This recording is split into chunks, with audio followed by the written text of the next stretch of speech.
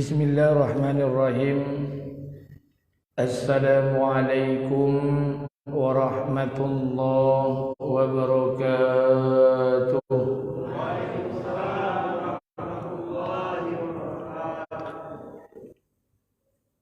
Alhamdulillah,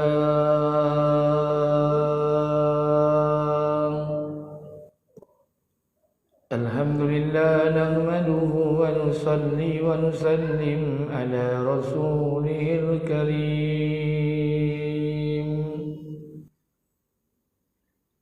Asyhadu an la ilaha illallah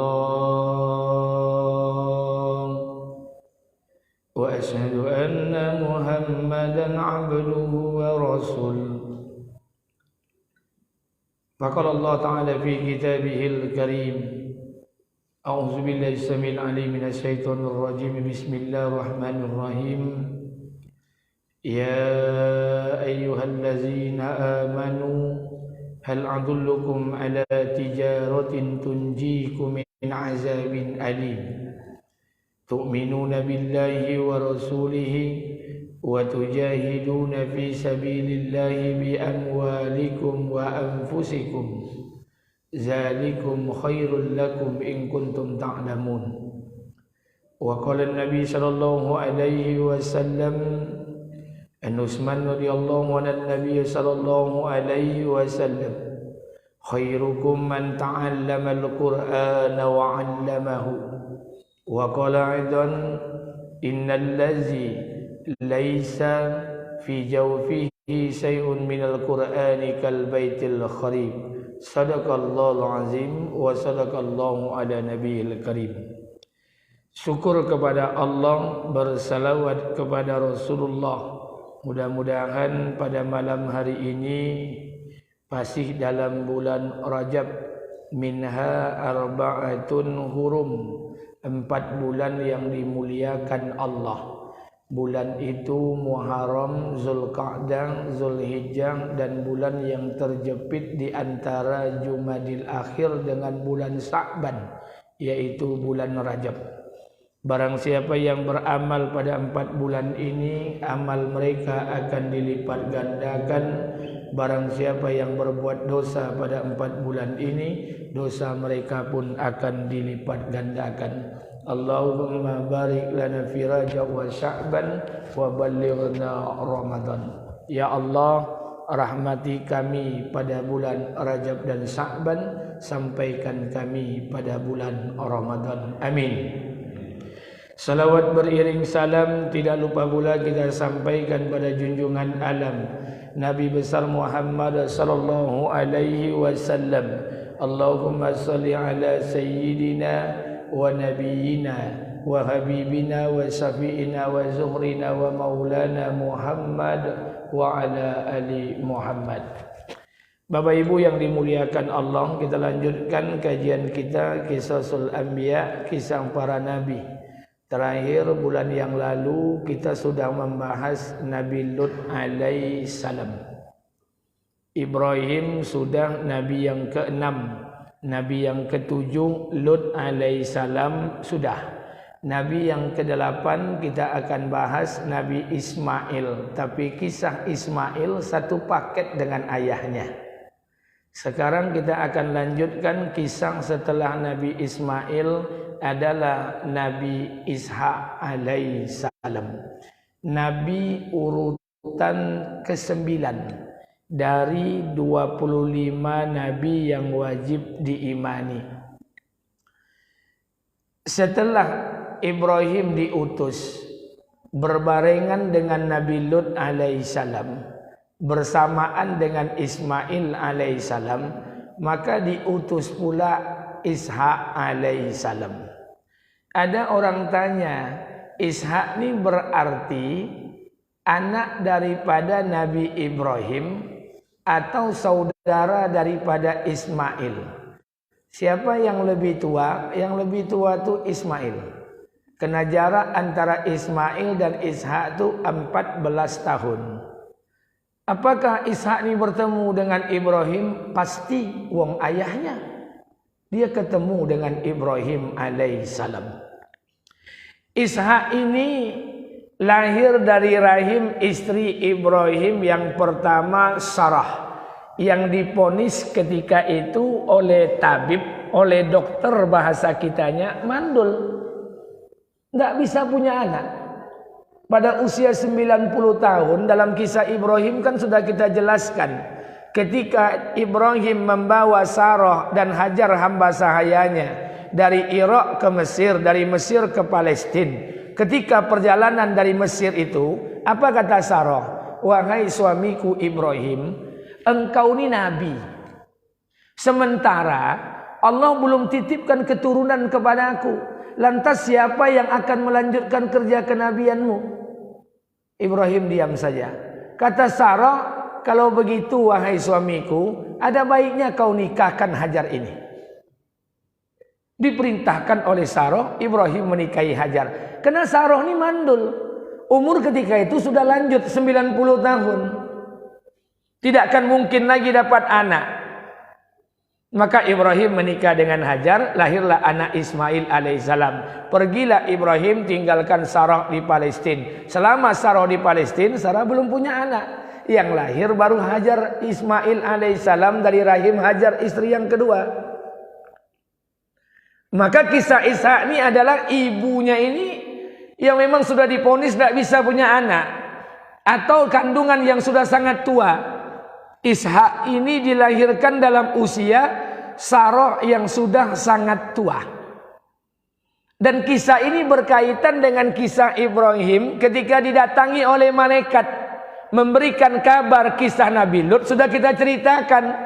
Allah ceritakan dalam Al-Quran, walaqad ja'at rusuluna Ibrahim bil busra qalu salaman qala salam fama labisa an ja'a bi ijli hanis.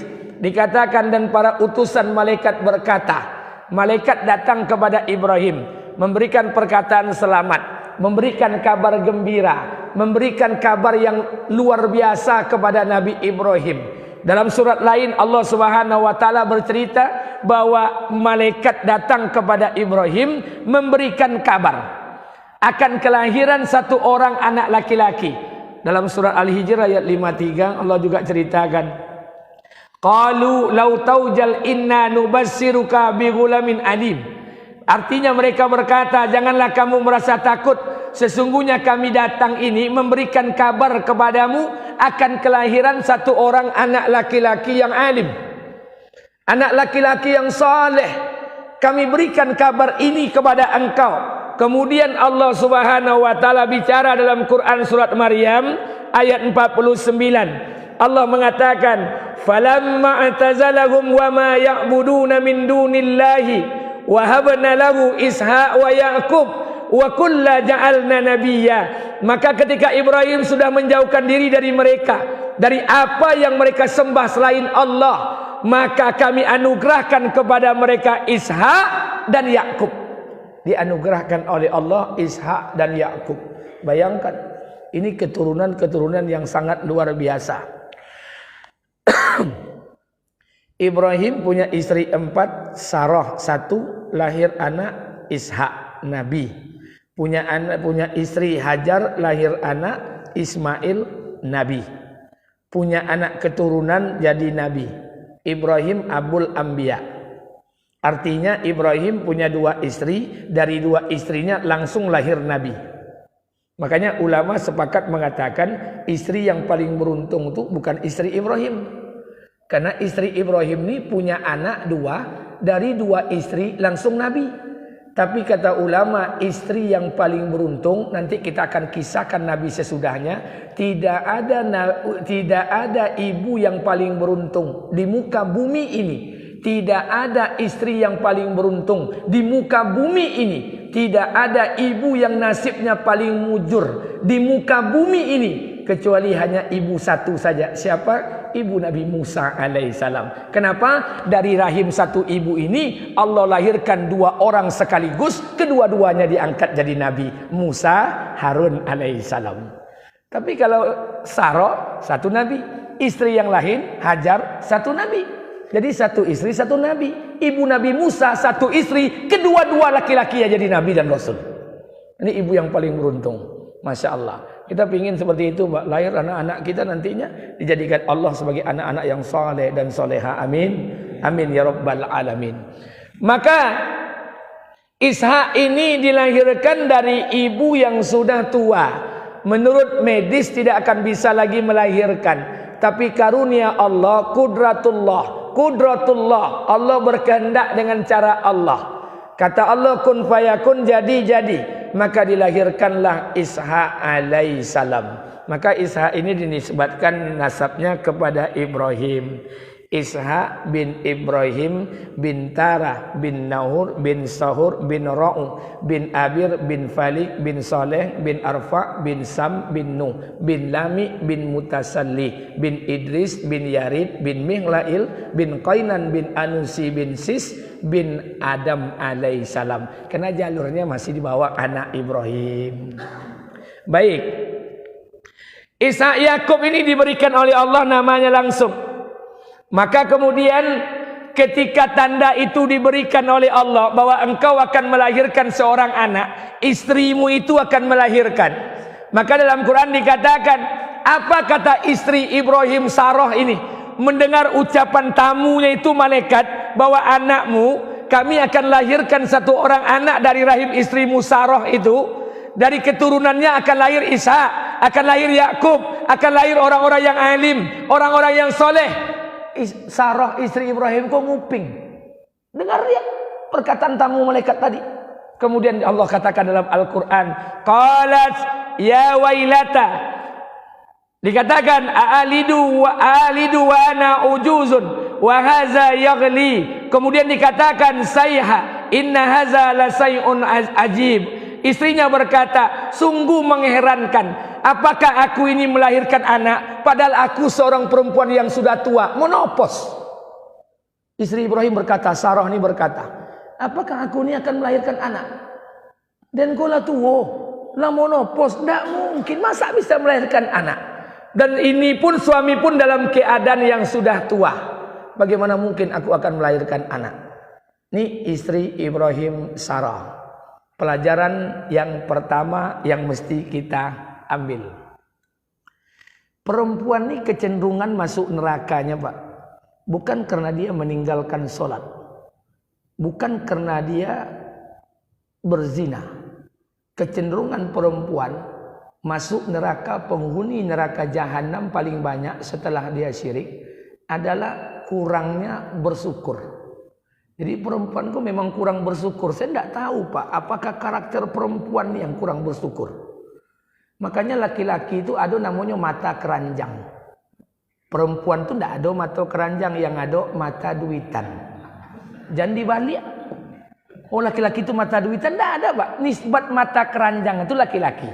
Makanya dalam Quran, laki-laki tersoleh nanti di akhirat Allah masukkan dalam surga. Surga itu terdiri dari 70.000 pintu. Setiap pintu ada 70.000 bidadari. Maka dikasihlah bidadari yang apabila dikiaskan oleh hadis-hadis Nabi, bidadari itu apabila meludah di air laut asin terasa manis. Kecantikan bidadari itu diturunkan 1% di muka bumi. Sisanya Allah simpan di akhirat bagi laki-laki yang terbaik. Kenapa laki-laki yang terbaik itu Allah jadikan, Allah berikan di surga itu bidadari? Kenapa perempuan soleha kalau dia masuk surga tidak diberikan Allah pemuda ganteng? Mestinya kan laki-laki bidadari, perempuan soleha dikasih Allah di akhirat pemuda ganteng. Tidak, tapi justru Allah berikan wanita soleha kalau dia masuk surga, Allah angkat dia jadi ratu bidadari. Kenapa laki-laki saja yang dikasih bidadari? Kenapa? Karena Allah tahu utak betino, utak jantan itu dari lahir sampai mati betino aja utaknya. Makanya mata keranjang dinisbatkan.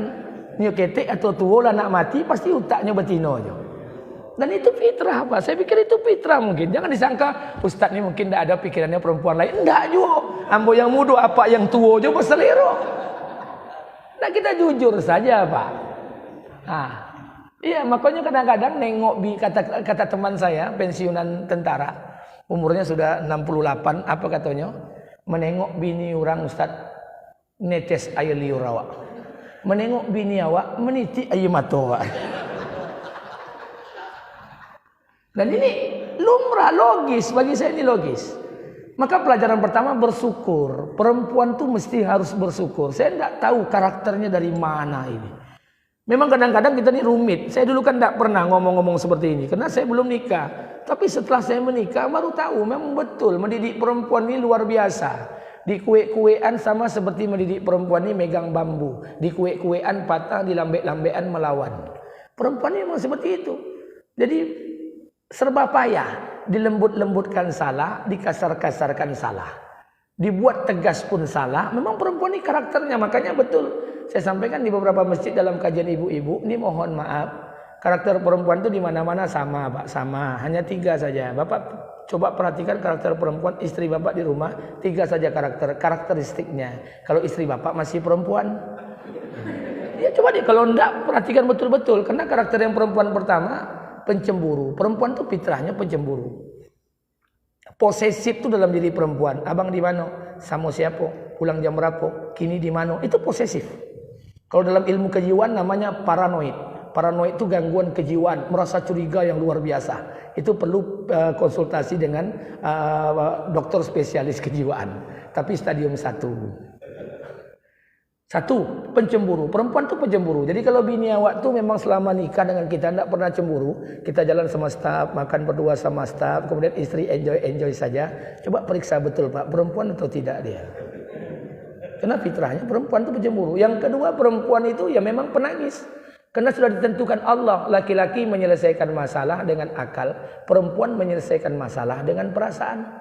Makanya ujung masalah perempuan pasti air mata. Kalau perempuan sudah netes air mata, hati suami mana yang tidak bergetar? Makanya air mata ini penyelesaian terakhir daripada perempuan. Yang ketiga, perempuan itu memang konsumtif. Dari dulu sampai dari terbitnya perempuan di muka bumi sampai hari kiamat, perempuan ini konsumtif. Tidak akan bisa berubah sampai kiamat. Makanya mohon maaf, saya punya istri. Semenjak saya nikah sampai hari ini, saya baru 2 kali menemani istri ke pasar. Selebihnya sampai hari ini saya haramkan menemani dia ke pasar. Kenapa? Karena ujung-ujungnya bacokak. Kalau menemani istri ke pasar, kalau jantan kau simpel Pak. Pergi ke pasar Ramayana, beli baju kemeja. Baju kemeja 3, awak nih ada acara di luar kota. Tap tengok di Ramayana berapa harga? 300. Bisa kurang 200 tak bisa. 2,5 ambil bayar tank pulang. Laki-laki simpel, perempuan membeli obras jilbab aja itu 1 Ramayana itu dikelilingnya. Ini memang karakternya memang seperti itu, Pak. Kalau mau marah ya memang seperti itulah. Kemana bang kawan ini ke pasar bang beli apa? Beli Ajinomoto. Ngapa pula jauh ke pasar? Di Kode sebelah kok. Ajinomoto di Kode itu 100 bang. Kalau di pasar tuh 103. Oke lah awak kawan ini beli Ajinomoto. Abila piti 5.000 beli Ajinomoto. Awak nan menungguinyo makan sate, merokok, es tebak 100.000 piti abi. Dan itu kan karakter perempuan. Kita mau marah sama siapa coba? Memang seperti itulah watak dan karakter perempuan. Selisih 500 rupiah itu la ilaha illallah. Nah saya pikir istri saya ini sama dengan istri bapak-bapak sama. Cuman bapak kan tidak mau jujur sebetulnya. Sama saja Pak. Kalau istri kita itu tidak punya uang. Kalau kita punya uang Pak. Bini awak itu kan tontu deknya bilo awak pulang pok piti itu Pak. Karena bini awakku terciumnya aroma piti itu Pak. Jadi laki-laki pulang kalau bawa piti itu tontu deknya. Awak kok pulang bawa piti atau enggak? Nampak dari gaya dan senyuman awak. 1. Perempuan kok kalau punya piti, kalau awak punya piti dia mintanya biasa. Tapi ketika kita enggak punya uang, ini perempuan jadi pahlawan, Pak. Abang enggak punya uang, enggak. Nih, pakai aja lah uang adik dulu. Isi minyak abang, isi bensin abang, servis mobil, nanti payah pula. Dia akan jadi pahlawan kesiangan. Bapak pikir itu pemberian cuma-cuma? Indah. Ketika lado piti beko kwitansi keluar segalanya. Uang adik semalam ini itu iya atau enggak? Dan itu karakter perempuan. Kalau kita mau jujur itu karakter semua kita, tapi itulah kita kan enggak mau jujur. Memang seperti itu. Saya enggak menyalahkan perempuan. Istri saya kan sampai hari ini masih perempuan, Bu. Ibu saya masih perempuan, tapi memang seperti itulah. Nikmati saja. Jadi kalau saya perempuan tuh nikmati saja. Rasul-rasulnya kan bongi ya, Wak, keluar dari rumah. Rasul-rasul malih nengok wajahnya kalau di hotel, piti ada. Kenapa? Karena ya memang karakter seperti itu. Karena istri itu kan ujian. Kita nih suaminya juga ujian. Semua kita ujian. Jangan disangka kalau ustadz terus istrinya soleha banget. Oh lu nonton tuh. Karena saya juga belajar, istri saya belajar. Bapak-bapak, ibu-ibu kita semua belajar ingin jadi orang yang taat. Maka pelajaran yang pertama itu perempuan itu banyak kurang bersyukur kepada Allah. Maka salah satu penyebab perempuan banyak masuk neraka itu salah satunya tidak pernah bersyukur. Tidak lupa untuk bersyukur ke atas nikmat yang diberikan Allah, yang diberikan melalui suami mereka. Ini saya cerita sedikit. Nanti kita diskusi tanya jawab lah. Saya tidak bisa lama-lama Pak, karena saya persiapan minggu ini saya berangkat umroh. Membawa rombongan 45 orang. Bapak Ibu tahu 45 orang itu jemaah mana? Satu jamaah masjid saya. Satu RT, satu RW, 45 orang berangkat satu bus. Jadi mulai besok Pak, untuk ke depan Bapak Ibu yang berangkat umroh jangan masing-masing lagi. Satu masjid masih toh nih berangkat umroh. Nah, itu baru sungguh-sungguh doa. Doa pada Allah, ya Allah, jangan kau cabut nyawa kami ya Allah, sebelum engkau sampaikan kami untuk menziarahi makam Nabi kami ya Allah. Doa-doa sungguh-sungguh. Alhamdulillah kami membentuknya sudah lebih 10 bulan. 10 bulan ini kawan-kawan sungguh-sungguh semuanya. Terbentuklah 45 orang. Insya Allah berangkat jam 8 pagi, jam 8.15 pakai pesawat Lion langsung Madinah. Diperkirakan jam 2 siang akan sampai di waktu Madinah, diperkirakan 45 orang. Jadi oleh karena itu saya mengundang Bapak Ibu pengurus Masjid Masitoh untuk datang ke masjid saya hari Ahad ba'da salat maghrib. Kita ada kajian sekaligus pelepasan jemaah umroh yang akan dilepas oleh Bapak Sekda Kampar dan Wakajati Riau, asisten 1 Masrul Kasmi di provinsi, akan dilepas pelepasan jemaah haji, 1 jamaah 1 masjid, dan insya Allah kita makan gulai kambing. Kita potong 3 ekor gulai kambing. Jadi kami undang bapak-bapak tokoh masyarakat untuk datang ke sana. Cik numpang makan ndak jomo dok, yuk keterlaluan. Saya undang. Nanti saya Sherlock sama pengurus. Nanti pengurus bagi-bagi. Masalah nanti mudah-mudahan ya agak jalan Sukakarya depan Polsek Tampan masuk dalam, tak jauh dari rumah Ustaz Abdul Somad. Baik, sekarang kita lanjutkan. Saya nikah tahun 2006. Dulu saya pernah dikontrak oleh salah satu perusahaan forestry. Forestry itu perusahaan kehutanan. Tidak perlu saya sebut perusahaan apa. Menjaga kode etik jurnalistik. Saya dikontrak 3 tahun untuk mengisi kajian tausiah di seluruh daerah distrik. Mulai Duri 2, Duri 32, Teso Nilo, Gaung Anak Sirka, MSK, sampai dengan Tibo, sampai dengan Teso Nilo, macam-macam. Seluruh hampir 28 titik. Setiap bulan ada kajian 3. Pas Ramadan saya dikontrak. Kalau dulu dikontrak oleh perusahaan, saya berangkat itu Ramadan pertama saya tak ngambil jawal MDI. Dari Ramadan pertama sampai malam takbiran. Saya hanya diizinkan pertama berbuka bersama istri malam Ramadan pertama. Setelah itu tidak ada cerita berbuka bersama. Malam rayo aja besuoknya. Dikontrak lah.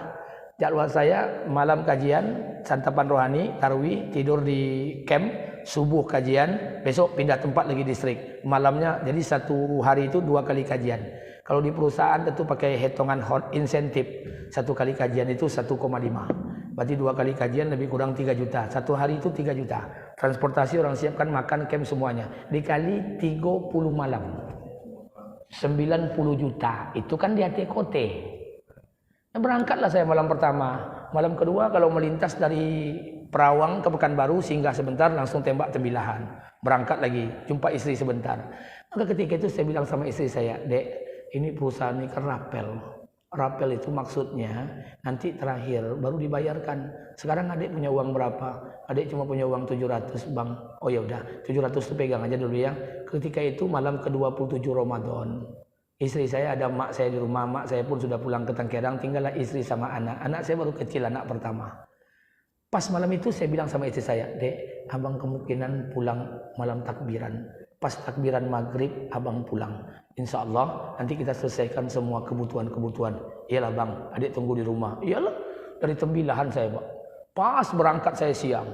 Diperkirakan tuh memang maghrib. Sampai pas orang malam takbiran kan masih terkejar. Ketika itu saya nyewa di rumah petak Jalan Cipta Karya Gang Limbat, Padang. Ketika sudah pulang itu Pak, apa kata orang perusahaan ini? Kami Ustadz mohon maaf betul. Siang 2 hari yang lalu kita sudah ambil uang di perusahaan. Insentif dan honor Ustadz selama 1 bulan. 90 juta dipotong pajak, potong ini semuanya. Kebetulan Ustadz sudah dipegang oleh Pak Fulan bin Fulan. Tapi entah kenapa semalam ditelepon emaknya meninggal dunia.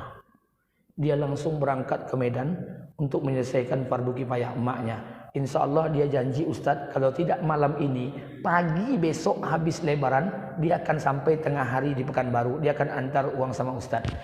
Kalau saya Ustadz tentu pura-pura tabah. Insya Allah. Hati gelisah, piti tidak boleh. Pulang ke rumah. Apa kata istri? Ada bang.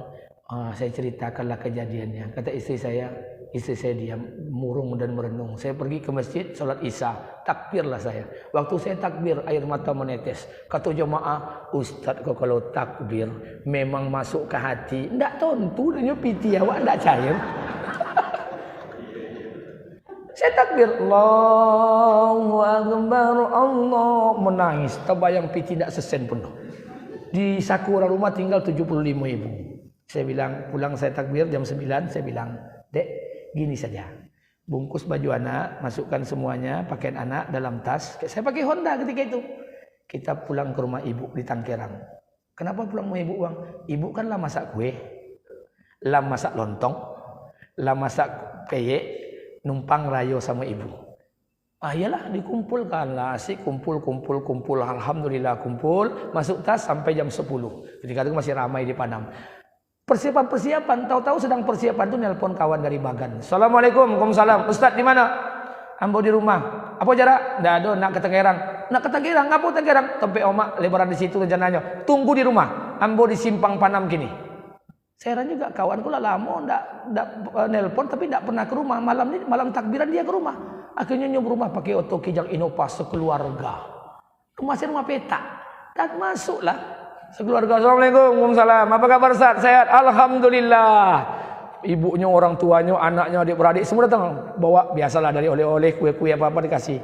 Nih Ustaz, Alhamdulillah. Apa hal? Jam 10 malam takbiran tumben kemari. Apa dia bilang? Itulah Ustaz.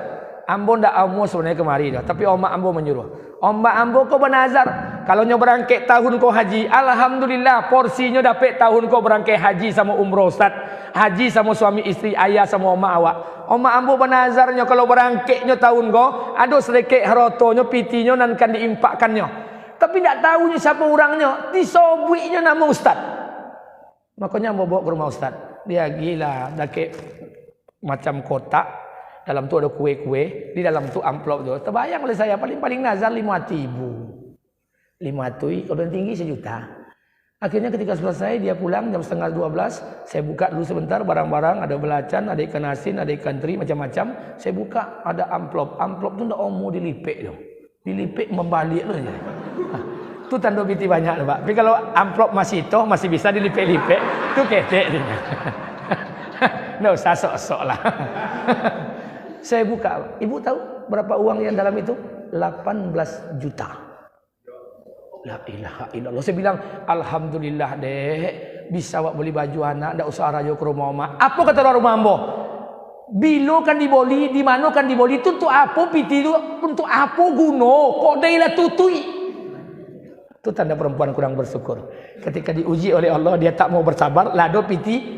Ini kemana nih diboli bang? Ketika dikasih dia susah, ketika tak dikasih dia tambah susah. Maka perempuan itu kurang bersyukur. Maka saya katakan ini fitrah. Makanya tidak ada pilihan lain. Dikembalikan mereka itu kepada agama. Dikembalikan mereka itu kepada agama. Agar apa? Agar mereka terbiasa. Untuk bisa mensyukuri. Kadang-kadang Pak, kita ini lupa mensyukuri nikmat yang Allah berikan kepada kita. Hanya gara-gara melihat nikmat yang Allah berikan kepada orang lain. Orang lain punya mobil mewah, punya mobil Innova, punya Pajero Sport. Sementara awak punya Honda, suami orang tu sama suami awak, sama kerojo, golongan pangkat sama, jabatan sama, PNS-nya sama. Kenapa dia bisa buat mobil mewah, kebeli mobil mewah, buat rumah megah, sementara abang hanya pakai Honda buruk? Tapi dia lupa, mungkin orang kaya yang punya rumah megah, mobil mewah, anaknya 7 orang, ke-7-7-nya tidak ada yang sarjana. Kita yang tidak punya mobil, makan saja susah, punya anak ompek, ompek-ompeknya sarjana. Kita lupa mensyukuri apa yang Allah berikan kepada kita hanya gara-gara melihat apa yang diberikan Allah kepada orang lain. Kita ini kurang bersyukur. Makanya ini pesan buat ibunda saya, orang tua saya, ibunda saya, demi Allah. Makin tua kok bu, ibu bukan makin hilang selera. Enggak, kata Nabi, perempuan kalau makin tua kok 2 paling muda. Kalau nyo makin tua umurnya makin muda 2 perkara. Pertama, Angan-angan dan cinta dengan dunia. Makin tua makin muda, makin tua makin nak bawa makin tua nak makin banyak tanah. Itu karakter dan itu fitrah. Maka saya sampaikan buat kita bersama, Bapak Ibu yang dimuliakan Allah.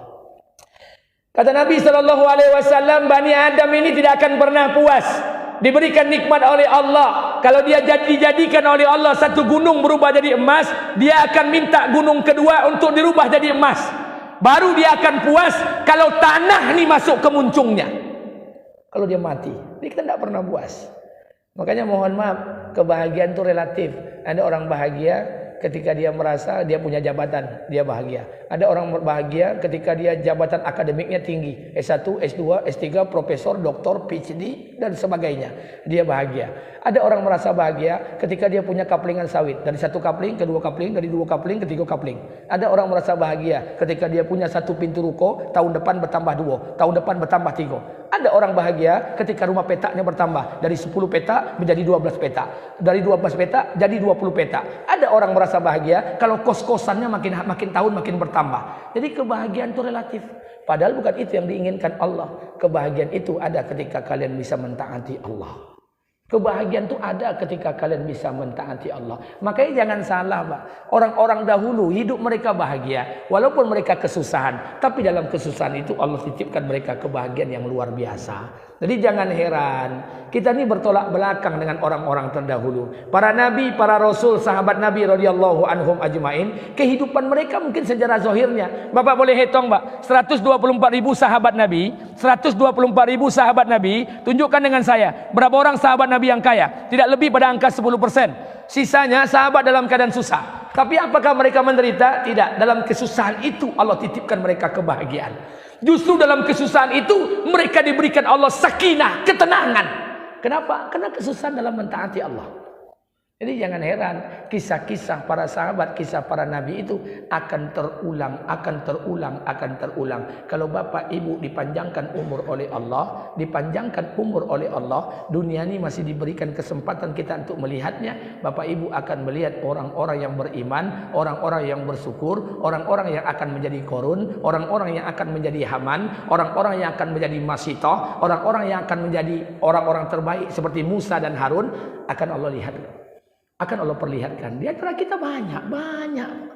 Makanya jangan heran kalau orang sudah bersyukur suatu ketika, karena iman yang betul dalam kehidupan ini, suatu ketika cucu Nabi tidak berpakaian hari raya Idul Fitri. Karena iman, satu cucu Nabi ini tidak berpakaian di hari raya Idul Fitri. Bapak boleh baca kisahnya di Hikayatus Sahabah, Hikayatus Sahabiyah. Hasan dan Husain duduk bersama ibunya. Malam itu adalah malam 28 Ramadan. Apa kata Hasan? Ya ummu, wahai ibu, aku melihat anak tetangga sebelah rumah. Ibu dan ayah mereka telah menghiasi anaknya dengan pakaian yang baru untuk menghadapi hari raya. Apakah engkau tidak ingin menghiasi anakmu ini? Fatimah mendengar ucapan anaknya meneteskan air mata. Kenapa? Jangankan pakaian, sudah 7 hari 7 malam tidak ada makanan di rumah Fatimah. Maka apa kata Fatimah dalam keadaan menangis? Wahai anakku, sesungguhnya pakaian kalian sedang dijahit, nak. Maka tidurlah Hasan dan Husain dalam keadaan berharap agar tukang jahitnya esok datang mengantarkan pakaian. Dikatakan dalam sejarah, malam itu adalah malam 1 Syawal, malam takbiran.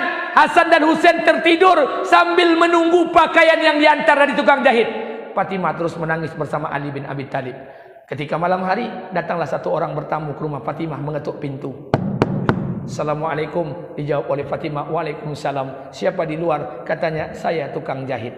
Terkejutlah Fatimah. Dia tak pernah mesan tukang jahit. Dia tak pernah belikan pakaian anaknya, karena tidak ada yang mau dibelikan. Jangankan pakaian, makanan pun tak ada di rumah Fatimah. Dibuka oleh Fatimah. Alangkah terkejutnya. Katanya, siapa engkau? Katanya, saya adalah tukang jahit, akan mengantarkan pakaian buat cucu Rasulullah. Maka diambil oleh Fatimah. Kemudian tamu itu pun pergi. Kemudian Fatimah membuka bingkisan itu. Apa yang terjadi? Dilihat oleh Fatimah. Yang dilihat oleh Fatimah, apa yang terjadi? Di dalam bingkisan itu ada 5 pasang. Apa pasangannya? 1 pasang mantel, 1 pasang jubah, 1 pasang sorban, 1 pasang sepatu, dan 1 pasang wangi-wangian. Pasangan ini dipakaikan kepada Hasan dan Husain. Esok pagi menjelang hari raya solat Id, Hasan dan Husain telah berpakaian yang cantik. Rasulullah SAW sebelum solat Id datang ke rumah Fatimah melihat cucunya Hasan dan Husain. Tersenyum Nabi sambil meneteskan air mata melihat cucunya berpakaian yang indah. Apa kata Nabi kepada Fatimah? Wahai Fatimah, dapatkah engkau melihat jelas wajah tamu yang datang tadi malam ke rumahmu? Kata Fatimah, ya Rasulullah, aku melihatnya dengan jelas. Aku mengenal wajahnya. Aku melihat wajahnya dengan jelas ya Rasulullah. Kata Nabi, wahai Fatimah, tahukah engkau dia adalah malaikat Ridwan, penjaga pintu surga. Para malaikat akan menangis, akan bersedih kalau ada cucu Nabi tidak punya pakaian di hari raya Idul Fitri. Karena iman, cucu Nabi tidak berpakaian di hari raya Idul Fitri. Hari ini kita mengaku beriman kepada Allah. Di balik gonta-gantinya pakaian kita seperti seorang artis. Buka lemari kita, Pak, sampai 80 pasang baju kita.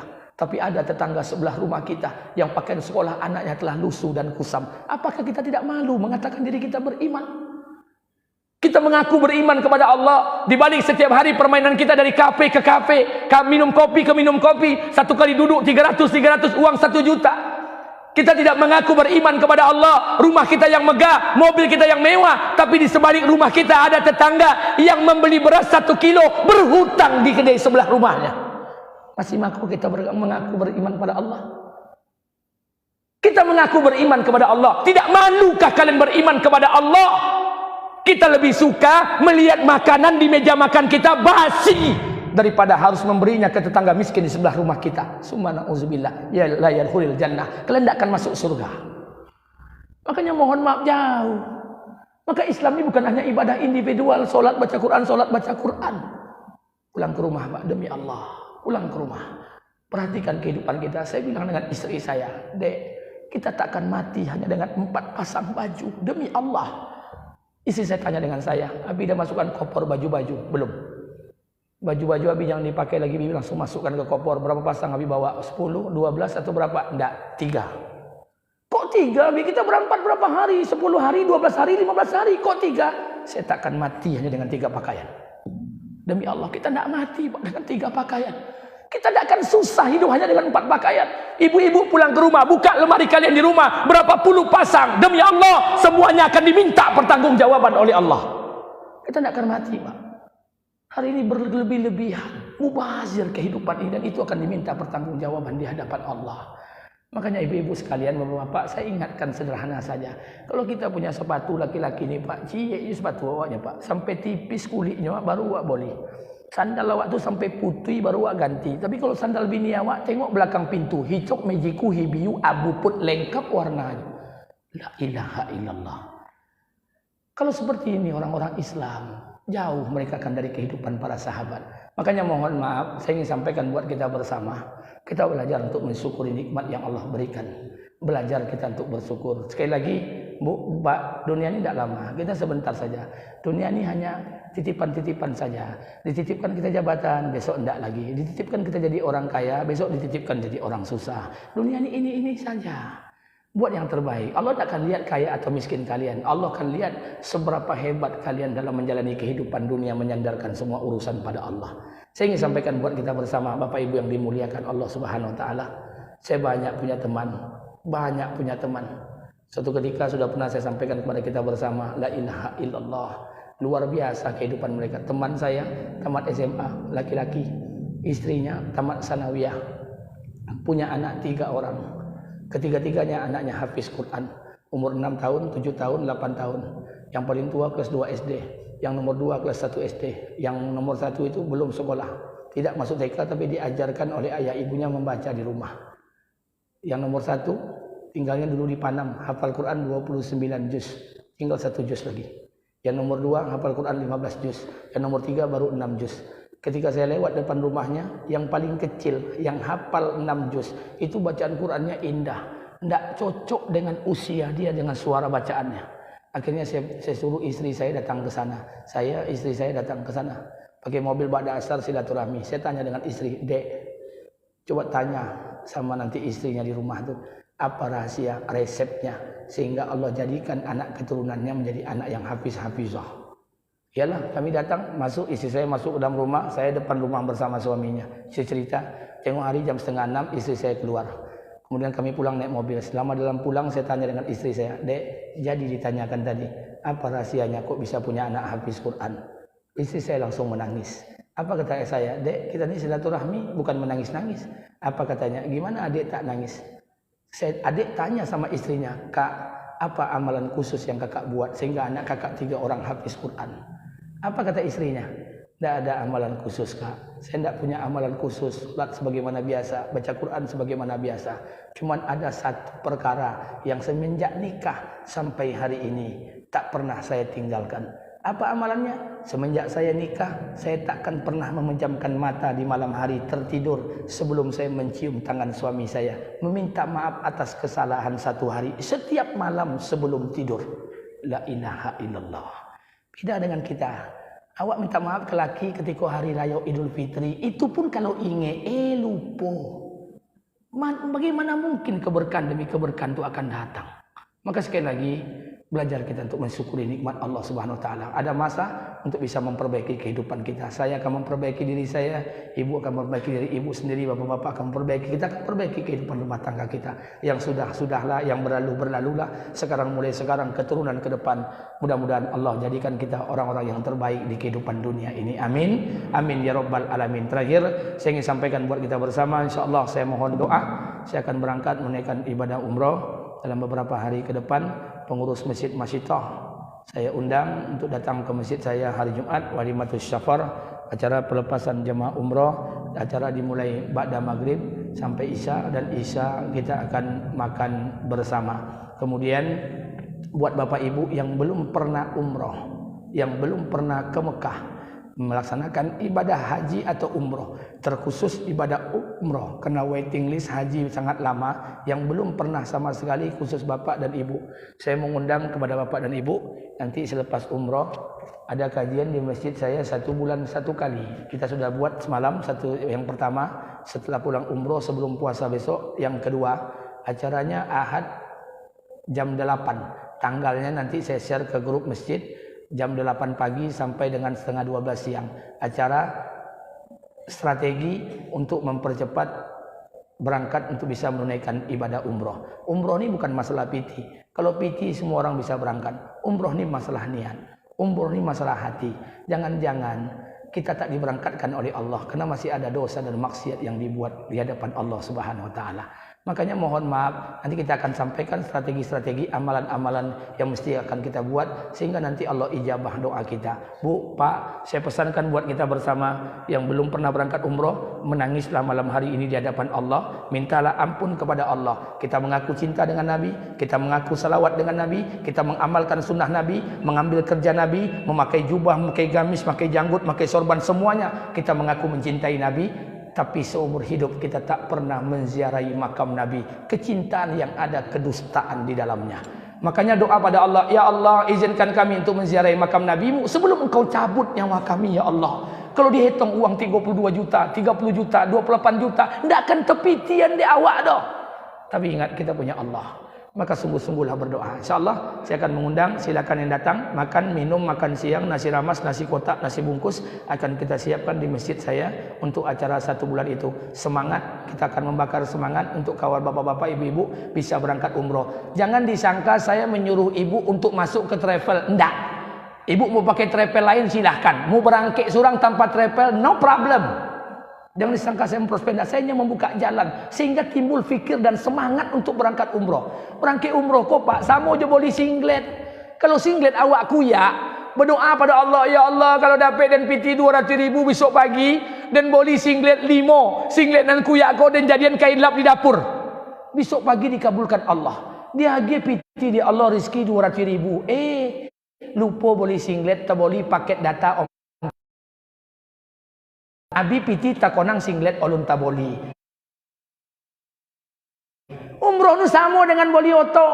Pak Ustaz, kawan ambo lah berangkat umroh, ambo ni berangkat yo Ustaz. Tapi ambo ni jual tanah ambo Ustaz. Kaplingan sawit ambo ni ambo jual. Kalau terjual sekapling Ustaz, ompek rati juta, sekeluarga kami umroh. Mudah-mudahan ini berkah buat kita bersama. Sekali lagi, saya atas nama pribadi kalau ada ucapan bahasa tubuh atau yang menyinggung perasaan kita bersama selama ini, saya memohon maaf yang sebesar-besarnya. Saya mohon doa, mudah-mudahan Allah berikan keselamatan seluruh jamaah berangkat dan pulang daripada menunaikan ibadah umroh nantinya. Amin, amin, amin ya rabbal alamin. Lebih dan kurang saya mohon maaf. Subhanakallahumma bihamdika, asyhadu an la ilaha illa anta, astaghfiruka wa atubu ilaik. Assalamualaikum warahmatullahi wabarakatuh.